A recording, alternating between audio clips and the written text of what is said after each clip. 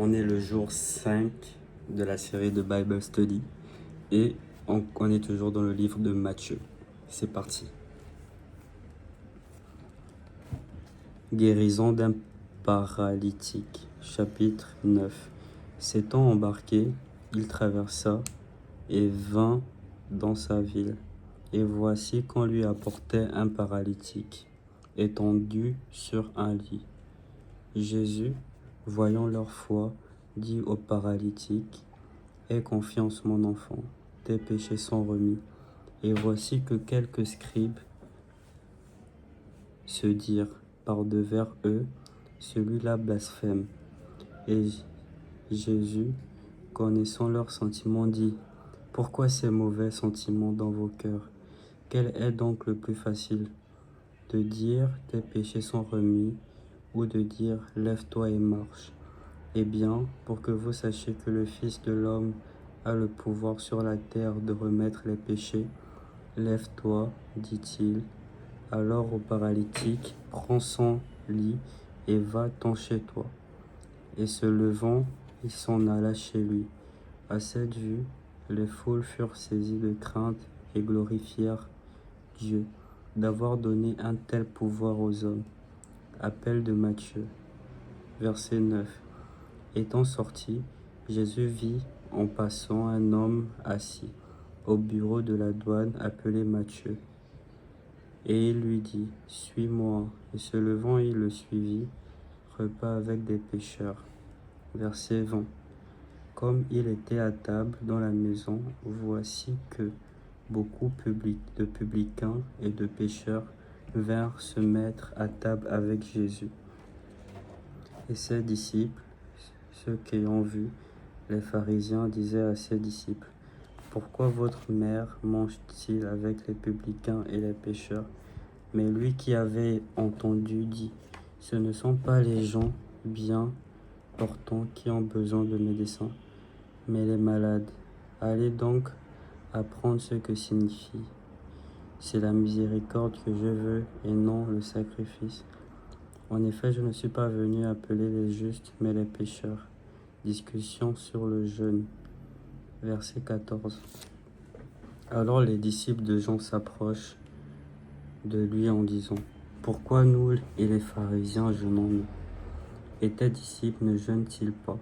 Et Jésus leur dit, « Les compagnons de l'époux peuvent-ils mener le deuil tant que l'époux est avec eux? Mais viendront des jours où l'époux leur sera enlevé, et alors ils jeûneront. Personne ne rajoute une pièce de drap non foulée à un vieux vêtement, car le morceau rapporté tire sur le vêtement et la déchirure s'aggrave.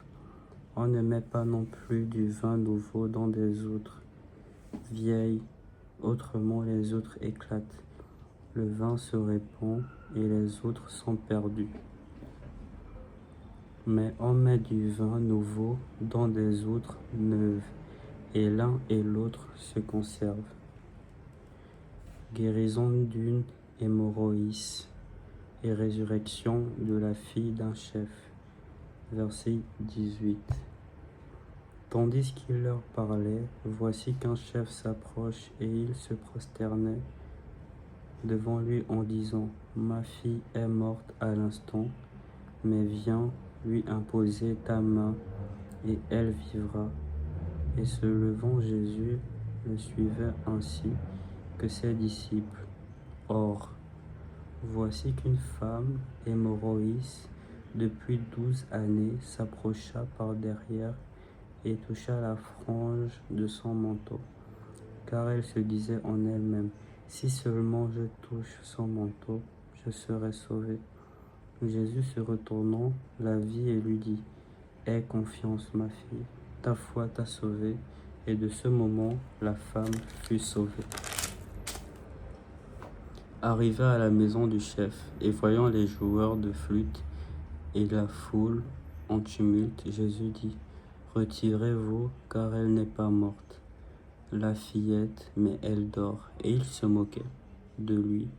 Mais quand on eut mis la foule dehors, il entra, prit la main de la fillette, et celle-ci se dressa. Le bruit s'en répandit dans toute cette contrée.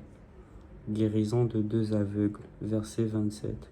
Comme Jésus s'en allait de là, 2 aveugles le suivirent, qui criaient et disaient: Aie pitié de nous, fils de David. Étant arrivés à la maison, les aveugles s'approchèrent de lui et Jésus leur dit: Croyez-vous que je puis faire cela? Oui, Seigneur, lui disent-ils. Alors il leur toucha les yeux en disant: Qu'il vous advienne selon votre foi. Et leurs yeux s'ouvrirent. Jésus, selon votre foi. Et leurs yeux s'ouvrirent. Jésus alors les rudoya: Prenez garde, dit-il, que personne ne le sache. Mais eux étant sortis, répandirent sa renommée dans toute cette contrée. Guérison d'un démoniaque muet. Verset 32. Comme il sortait, voilà qu'on lui présenta un démoniaque muet. Le démon fut expulsé et le muet parla. Les foules émerveillées disaient: Jamais pareille chose n'a paru en Israël. Mais les pharisiens disaient: C'est par le prince des démons qu'il expulse les démons. Misère des foules. Verset 35. Jésus parcourait toutes les villes et les villages, enseignant dans leurs synagogues, proclamant la bonne nouvelle du royaume et guérissant toute maladie et toute langueur. Verset 36. À la vue des foules, il en eut pitié, car ces gens étaient là et prostrés, comme des brebis qui n'ont pas de berger. Alors il dit à ses disciples: La moisson est abondante, mais les ouvriers peu nombreux. Priez donc de maître de la moisson d'envoyer des ouvriers à sa moisson. Fin du chapitre 9.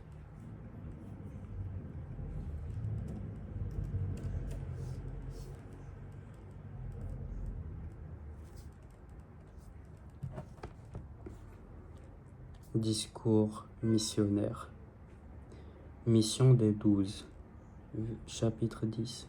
Ayant appelé à lui ses 12 disciples, Jésus leur donna pouvoir sur les esprits impurs, de façon à les expulser et à guérir toute maladie et toute langueur. Les noms des 12 apôtres sont les suivants.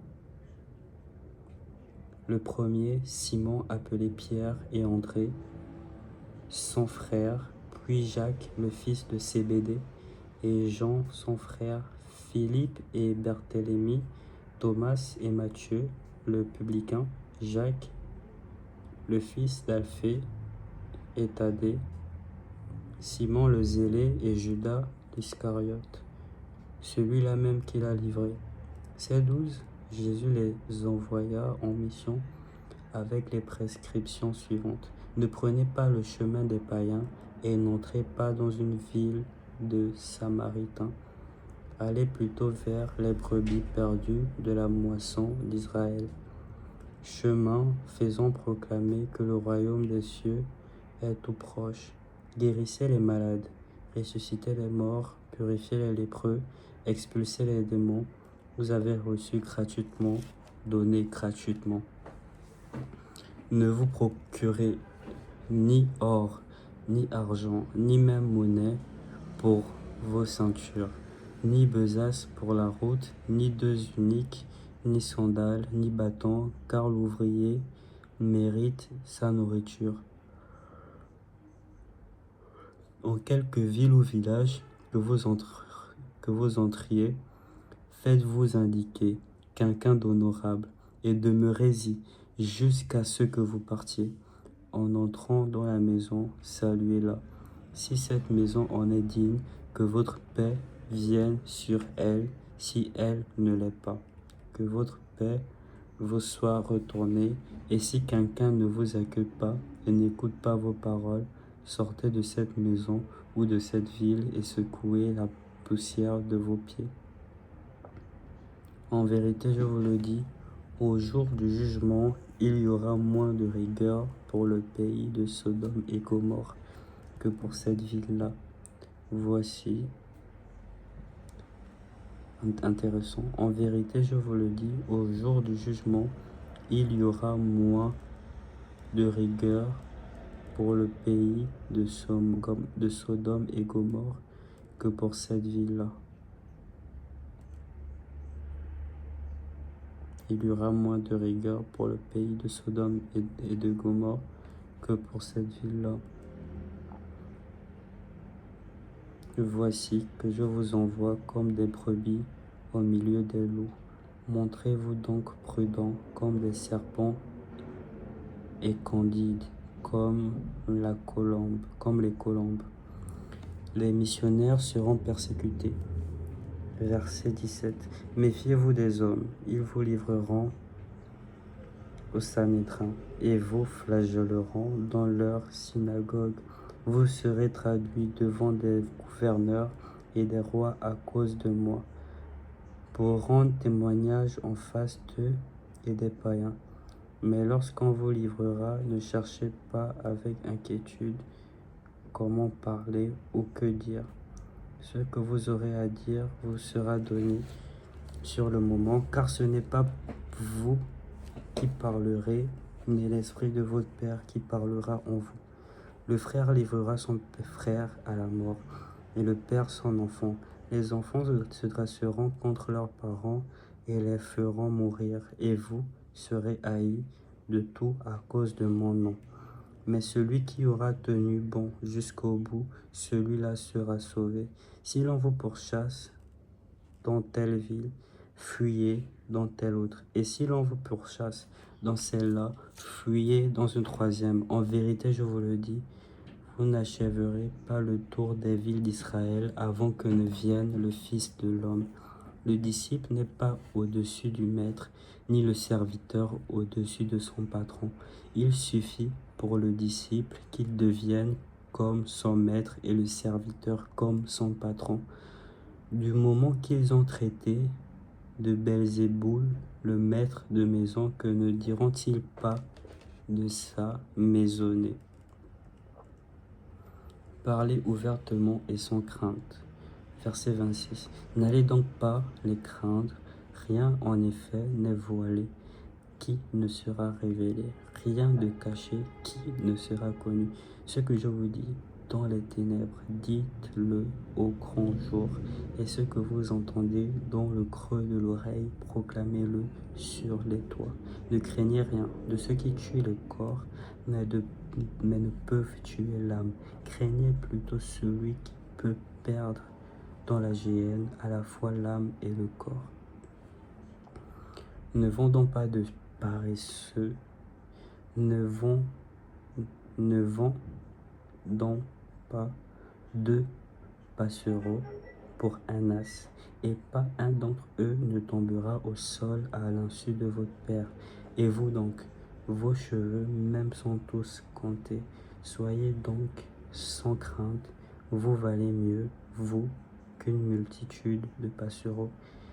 Quiconque se déclarera pour moi devant les hommes, moi aussi je me déclarerai pour lui devant mon Père qui est dans les cieux. Mais celui qui m'aura renié devant les hommes, à mon tour je le renierai devant mon Père qui est dans les cieux. Jésus, cause de dissension.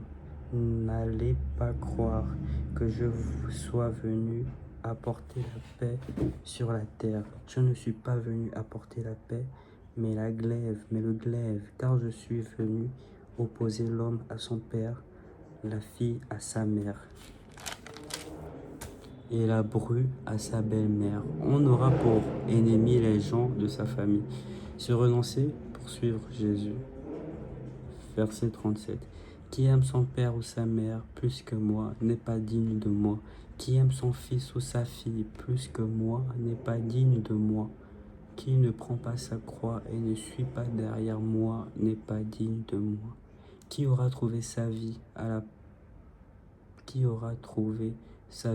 perdra, et qui aura perdu sa vie à cause de moi la trouvera. Conclusion du discours apostolique, verset 40. Qui vous accueille m'accueille, et qui m'accueille accueille celui qui m'a envoyé. Qui vous accueille m'accueille, et qui m'accueille accueille celui qui m'a envoyé. Qui accueille un prophète au nom d'un prophète recevra une récompense de prophète, et qui accueille un juste au nom d'un juste recevra une récompense de juste.